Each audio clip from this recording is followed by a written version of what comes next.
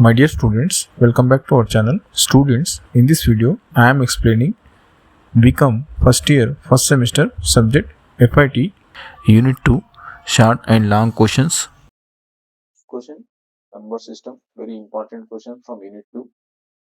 Computer uses different number system to process and store the data. First number system क्या है? Binary number system. Binary number system में कितने numbers रहते हैं? दो ही नंबर्स रहते हैं, या तो 1 रहेगा या तो 0 रहेगा. दो नंबर रहने थे, इसका बेस वैल्यू क्या बोल रहे हैं आप? 2 बोल रहे हैं, यहाँ पे देखिए. ठीक है. उसके बाद नंबर सिस्टम क्या है? Second number system decimal number system, जो अपन रेगुलर लाइफ में इस्तेमाल करते हैं. इसके अंदर नंबर्स क्या आते हैं? 1 to 9 नंबर्स रहते हैं. पूरे 9 कितने हो रहे हैं भाई? 10 हो रहे हैं. इसलिए इसका बेस क्या हो गया? 10 हो गया. ठीक है. नेक्स्ट नंबर सिस्टम क्या है? Hexadecimal number system. Hexadecimal number system में क्या होता? 1 to 9 नंबर्स रहते हैं और A to F, total 16 numbers रहते हैं. इसलिए इसका बेस क्या हो रहा है? हेक्साडेसिमल नंबर सिस्टम का बेस जो है 16 है. ठीक. उसके बाद जो है ऑक्टल नंबर सिस्टम. इसके अंदर जो है नंबर्स 1 to 7 रहते हैं, टोटल 8 नंबर्स हो रहे हैं. इसके लिए इसका बेस क्या हो रहा है? 8 number system. So basically computer जो है ना 4 नंबर सिस्टम यूज करता. फर्स्ट वन हो गया binary, second one decimal, third one hexadecimal and fourth one octal number system. Second important question, binary number system को एक्सप्लेन करना है. बाइनरी नंबर सिस्टम जिसमें अपन देखें, इसके अंदर दो डिजिट्स रहते हैं. कंप्यूटर क्या है भाई? इलेक्ट्रॉनिक डिवाइस है. कंप्यूटर जो है इलेक्ट्रॉनिक डिवाइस है. उसके अंदर जो भी कंपोनेंट्स है, एक कंपोनेंट से और एक कंपोनेंट्स को जो है सिग्नल भेजने के लिए इलेक्ट्रिसिटी इस्तेमाल होती है.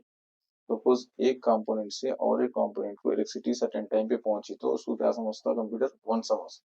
अगर से सर्टेन टाइम पे एक कंपोनेंट से और एक कंपोनेंट को पावर सप्लाई नहीं हुई तो उसको जीरो समझता. तो इसके बेस पे आपका कंप्यूटर वर्क होगा, 0 1 के बेस पे.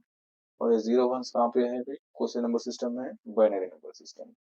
यहाँ पे एग्जाम्पल पे देखिए, हर इंस्ट्रक्शन जो है ना 0 1 के कॉम्बिनेशन में रहता.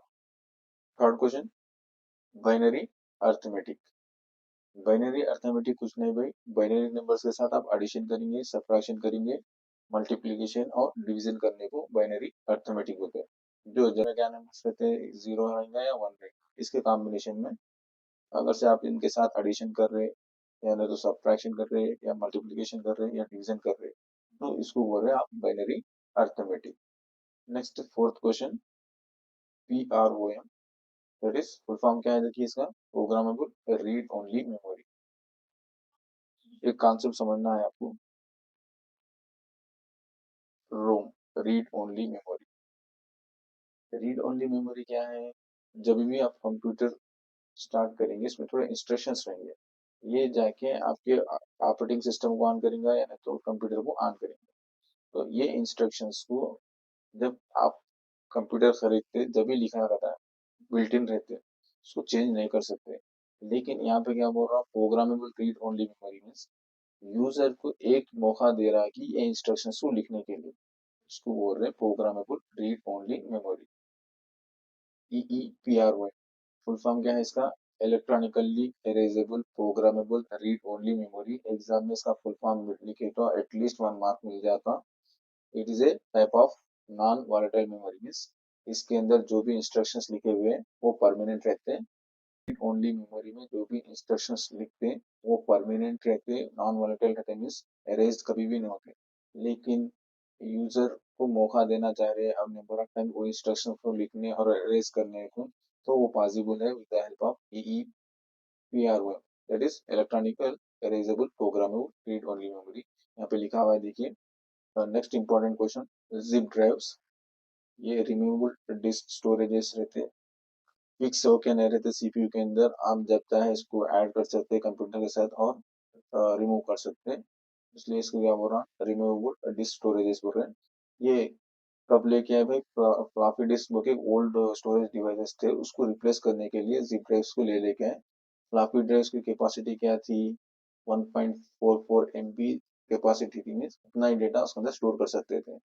तो इसके बाद जिप ड्राइव्स आए, इनकी कैपेसिटी स्टार्टिंग में क्या थी? 100 MB तक इसके अंदर आप स्टोर कर सकते थे. बाद में इसकी कैपेसिटी 250 से लेके 750 MB तक अवेलेबल थी। Next important question, flash drive. Flash drive कुछ नहीं, पेन ड्राइव आप जनरली इस्तेमाल कर रहे हैं ना, उसी को फ्लैश ड्राइव बोलते हैं। और ये और एक नाम क्या बोल रहा हूँ भाई, यूएसबी फ्लैश ड्राइव भी बोलते हैं इसको। ये सिस्टम के साथ या कंप्यूटर के साथ कनेक्ट करने के लिए आपको यूएसबी पोर्ट होना जरूरी है। यूएसबी पोर्ट रहे तो ही आप सिस्टम के साथ फ्लैश ड्राइव को कनेक्ट कर सकते हैं। यहाँ पे यूएसबी का फुल फॉर्म देखिए, universal serial bus. Pen drive की कैपेसिटी क्या रहती है, जनरली 4 GB से लेके 1 TB, यानी तो उससे ज्यादा डेटा आप पेन ड्राइव में स्टोर कर सकते हैं, फ्लैश ड्राइव में स्टोर कर सकते हैं। Unit 2, important long questions. First one, primary memory. ठीक है, basically memory is classified into two categories, primary and secondary. Primary memory में क्या होता है, टेम्पोररी सेव होता है, ठीक है। सेकेंडरी मेमोरी का परमानेंट स्टोर करते हैं। इसके अंदर क्या आते हैं, सेकेंडरी में देखिए मैग्नेटिक मेमोरी है, optical memory, floppy disk, CD, DVD, hard disk, ये पूरे किसी कौन सी कैटेगरी में आते हैं, सेकेंडरी मेमोरी में आते हैं। ठीक है, प्राइमरी मेमोरी में क्या होता है, टेम्पररी पर्पस के लिए सेव करते हैं। इसके अंदर एक होगा रैम और एक होगा रोम। और रैम के अंदर भी डी रैम वगैरह रहता, एस रैम वगैरह रहता, अपन डिस्कस करेंगे आगे। और रीड ओनली मेमोरी में P R O M, E P R O M, E R O M, ये दो अभी अपन डिस्कस करें, देखिए ये और ये। प्राइमरी मेमोरी मेन मेमोरी भी बोलते हैं, यानी तो रैम भी बोलते हैं। प्राइमरी मेमोरी क्या है, अल्टरनेटिव्स। एक बार पावर सप्लाई रुक गया तो जो भी डेटा आप वर्क कर रहे थे वो डिलीट हो जाता। प्राइमरी मेमोरी के अंदर दो टाइप का रैम रहता है, एक होगा डायनामिक रैम और एक होगा static RAM. Static RAM fast रहता और एक्सपेंसिव रहता, यहाँ पे लिखिए। प्राइमरी मेमोरी क्या है भाई, cache memory, very important memory है, शार्ट क्वेश्चन वो पूछेगा। Cache memory is a small high speed memory है। कहाँ पे लोकेटेड है, ये सीपीयू के पास लोकेटेड है रहती। और ये क्या स्टोर करती है, जो फ्रीक्वेंटली यूज डेटा है और इंस्ट्रक्शन है इसको स्टोर करती, क्यों, प्रोसेसर को स्पीड अप करने के लिए स्टोर करती है। So this is the cache memory. Next है difference between primary and secondary memory. Primary memory speed देखिए किसकी ज्यादा रहती है, प्राइमरी मेमोरी जो सीपीयू के नजदीक रहती, तो ये फास्ट रहेंगी और ये स्लो रहेंगी। इसके अंदर क्या क्या है देखो, एसएसडी से, सीडी से, ये इसके अंदर आते हैं। प्राइमरी मेमोरी में क्या क्या है, रैम, कैशे मेमोरी, ये रहते हैं। वॉलेटिलिटी मीन्स जिसका डेटा परमानेंट रहता, ये डेटा क्या होता, लॉस होता था, पावर ऑफ हो गया तो इसमें डेटा जो है ना सेव होके रहता है परमानेंटली। ठीक है, कैपेसिटी इसकी लिमिटेड रहती, हार्डली जीबीस में रहेंगी। इसमें जो है ना टीबीस तक आप स्टोर कर सकते हैं। Next, access time, directly access by the CPU. CPU directly इसमें जो भी डेटा है उसको एक्सेस कर सकते हैं। यहाँ पे इनडायरेक्ट प्रोसेस होता है, डिपेंड होके प्रोसेस करना पड़ता है। ठीक है, पर्पस क्या है भाई दोनों का, स्टोर एक्टिव डेटा, जो अभी रन हो रहा है वो डेटा स्टोर करेगा प्राइमरी मेमोरी। ये जो है ना लॉन्ग टर्म स्टोरेज के लिए यूज करते हैं secondary memory. Next long question, difference between RAM and ROM. दोनों भी प्राइमरी मेमोरी से।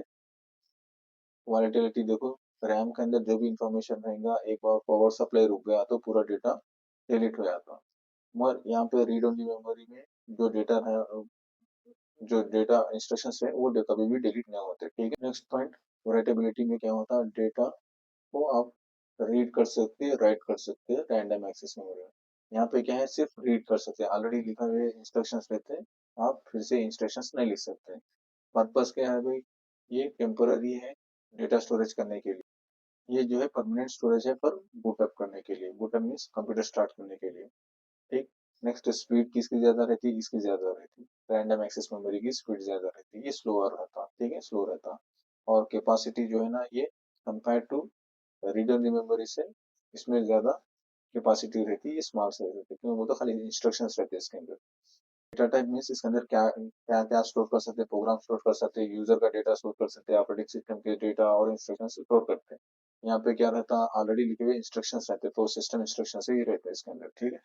Next examples, D RAM, S RAM, cache, ये एग्जांपल्स है यहाँ पे बायोस है, ठीक। Next long question, primary storage devices. Primary storage devices में जो टेम्पररी डेटा है वो कौन से डिवाइसेस में स्टोर कर रहे हैं उसको प्राइमरी डिवाइसेस बोलते हैं। जनरली क्या रहता है भाई, एक रैम रहेगा, कैशे मेमोरी और रजिस्टर्स रहेंगे जहाँ पे टेम्पररी डेटा स्टोर होकर रहता है। कैपेसिटी किसकी ज्यादा रहेगी, रैम की ज्यादा रहेगी, 4 GB से लेके 64 GB तक रहेगा। ये थोड़ा केबी से लेके एमबी तक ही स्टोर कर सकता है, और ये बाइट्स में स्टोर करेंगे रजिस्टर्स, ठीक है। फास्ट कौन रहेगा, सबसे एक्सट्रीमली फास्ट जो है ना रजिस्टर्स रहते हैं, उससे कम फास्ट जो है ना कैशे मेमोरी रहेगा, और उससे कम फास्ट जो है ना आपका रैंडम एक्सेस मेमोरी रहेगा, ठीक है। फास्ट जो है ना सबसे ज्यादा रजिस्टर्स का रहेगा, कैशे मेमोरी का रहेगा, उससे कम जो है ना आपका read only random access memory का रहेगा। फंक्शंस देखिए, ये क्या स्टोर करता है, डेटा और इंस्ट्रक्शंस जो अभी चल रहे सीपीयू के ऊपर, वो डेटा और इंस्ट्रक्शंस को रैंडम एक्सेस मेमोरी स्टोर करेगा, ठीक है। ये क्या करता है, कैशे मेमोरी का किसको स्टोर करता, stores frequently use data, already जो अभी जस्ट नो जो यूज करे वो डेटा को और इंस्ट्रक्शंस को स्टोर करेगा। रजिस्टर क्या स्टोर करेगा, जो अब जो प्रोसेस होने वाला है वो डेटा को इंस्ट्रक्शंस को ये रजिस्टर स्टोर करके रखेगा, ठीक। Next question, secondary storage devices. Number of secondary storage devices is there. Why we are using these devices? To store data permanently into the computer. Number of storage devices there. We have comparison here. We will go with this. Okay, first one SDT. Second one SSD. Optical disk जो CD DVD रहते हैं ना उसको बोल रहा है। उसके बाद USB फ्लैश ड्राइव से, उसके बाद मैग्नेटिक टेप है, क्लाउड स्टोरेज बोलते हैं ना ये, ठीक है। अब इसकी कैपेसिटीज देखिए, फर्स्ट कैपेसिटीज देखिए, अनलिमिटेड आप स्टोर करना चाह रहे हैं, लिमिटलेस स्टोर करना चाह रहे हैं, then we have the cloud storage. Hundreds of GBs TBs में करना है मैग्नेटिक टेप, 4 GB से लेके 1 TB करना है यूएसबी फ्लैश ड्राइव, 700 से लेके 100 GB तक करना है तो आप सीडी डीवीडी में स्टोर कर सकते हैं। उसके बाद ये दो सेम है कैपेसिटी, इस हार्ड डिस्क की भी और एसएसडी लेटेस्ट टेक्नोलॉजी है, ये दोनों की कैपेसिटी सेम रहती है, ठीक है। नेक्स्ट स्पीड, एसएसडी की स्पीड ज्यादा रहती है कंपेयर टू हार्ड डिस्क, ठीक है। और ऑप्टिकल डिस्क जो सीडी डीवीडी से उस ऑब्वियसली स्लो रहेंगे, फ्लैश ड्राइव थोड़ा फास्ट ही रहेगा, ठीक है। मैग्नेटिक टेप भी स्लो रहेंगे, और क्लाउड स्टोरेज तो नेटवर्क पर डिपेंड होकर स्टोर रहेगा, ठीक है। और कास्ट देखिए, लेस एक्सपेंसिव किससे, इससे कंपेयर करें तो एसएसडी से कंपेयर करें तो लेस एक्सपेंसिव, ठीक। एंड ऑप्टिकल डिस्क जो सीडी डीवीडी 10-15 रुपए में मिलते हैं, सो ऑब्वियसली लो कॉस्ट में मिल जाएंगे। पेन ड्राइव्स भी 250 ऐसा ये रेंज में मिलते हैं तो अफोर्डेबल हो जाता है। Next magnetic tapes cost effective रहते हैं, और क्लाउड स्टोरेज डिपेंड जो नेटवर्क प्रोवाइड कर रहा है उसके ऊपर डिपेंड होकर रहता है उसका कास्ट, ठीक है। यूज केसेस मीन्स क्यों इस्तेमाल करें, हार्ड डिस्क कहाँ पे इस्तेमाल करते हैं, डेटा स्टोर करने के लिए, OS software operating system store करने के लिए, फाइल स्टोर करने के लिए इस्तेमाल करते हैं। सेम ये भी operating system software performance store करने के लिए इस्तेमाल करते हैं। ऑप्टिकल डिस्क जो है सॉफ्टवेयर स्टोर करने के लिए बैकअप्स के वास्ते इस्तेमाल करते हैं, या ना तो कुछ पर्सनल फाइल्स है उसको स्टोर करने के लिए इस्तेमाल करते हैं। नेक्स्ट यूएसबी फ्लैश, ये भी पर्सनल फाइल्स बैकअप, फाइल को एक मोबाइल से और एक मोबाइल या तो एक फाइल्स को एक ट्रांसफर करने के लिए यूज करते हैं। Magnetic tape large scale backups के वास्ते इस्तेमाल करते हैं। क्लाउड स्टोरेज इसलिए इस्तेमाल करते हैं, रिमोट एक्सेस, आप एक जगह स्टोर करें दूसरी जगह उसको यूज करना चाह रहा तो वो टाइम पे आप जो है ना क्लाउड स्टोरेज यूज करते हैं, ठीक है। और डेटा बैकअप के वास्ते भी यूज करते हैं। Student second unit completely memory related है, कंप्यूटर मेमोरी के बारे में है। कंप्यूटर मेमोरी आपको समझ में आना होता है, एक एग्जांपल से मैं एक्सप्लेन कर रहा हूँ, देखिए। अज्यूम करिए एक मिक्सर ग्राइंडर है, ठीक है। उसकी कैपेसिटी है 1 litre at A time grind करने की या तो प्रोसेस करने के लिए, तो उसके साथ एक जार देगा 1 लीटर का जार, ठीक है। और आपको बोल रहे, आपको कोई बोल रहे कि भाई 10 kg का बैग है, ये इसमें ग्रेन्स है, इसको आप ग्राइंड करके पाउडर बनाओ, तो आप ये मिक्सर ग्राइंडर, क्या मिक्सर ग्राइंडर है ना, ये हो गया आपका प्रोसेसर, को समझो प्रोसेसर। जो 1 लीटर का जार है ना, उसको क्या है, वो क्या है, read only random access memory है, ठीक है। जो 100 केजी जो स्टोर हो गया है, देखिए वो आपका हार्ड डिस्क है। तो एक 10 केजी ला के एट ए टाइम आप ग्राइंड नहीं कर सकते, तो आप क्या करते हो, वो 10 केजी में से 1 केजी लेके आके आप रैम में रखते फॉर प्रोसेसिंग। यहाँ पे रैम में आने के बाद वो चीज जाएंगी प्रोसेसर के पास। प्रोसेसर के अंदर कौन रहेगा, कैशियर रहेगा और रजिस्टर्स रहेंगे। ये दोनों उसको जो भी नेक्स्ट प्रोसेस करने वाला है, तो रिसेंटली प्रोसेस करना है और उसके इंस्ट्रक्शंस को, डेटा को और इंस्ट्रक्शंस को स्टोर करके प्रोसेसर को देंगे, प्रोसेसर उसको प्रोसेस करेंगे। प्रोसेस करने के बाद क्या होता, ग्राइंड करने के बाद क्या होता, फिर वो जार को रिमूव, जार में से निकाल के जो कंटेनर है या कुछ भी है उसके अंदर आप स्टोर करते हैं। अगेन एक कंटेनर क्या है आपका, सेकेंडरी स्टोरेज डिवाइस। जो जार है वो है रैंडम एक्सेस मेमोरी। और ये प्रोसेसर जो ग्राइंडर है, फॉर एग्जाम्पल इसकी कैपेसिटी है एट ए टाइम 1 लीटर पीसने का है, इससे बड़ा ग्राइंडर आप ले रहे हैं 3 लीटर्स का है, तो एट ए टाइम यहाँ पे 3 लीटर्स ग्राइंड करेंगे, ठीक है। सो आपका सिस्टम परफॉर्मेंस डिपेंड करता आपके प्रोसेसर पे, आपके रैम पे, ठीक है। आप स्टोरेज कैपेसिटी आपके सेकेंडरी स्टोरेज डिवाइसेस पे डिपेंड करते हैं। तो एक बेसिक कॉन्सेप्ट है, अगर से ये समझ में आ गया तो आपको मेमोरी कॉन्सेप्ट इजीली समझ में आता है।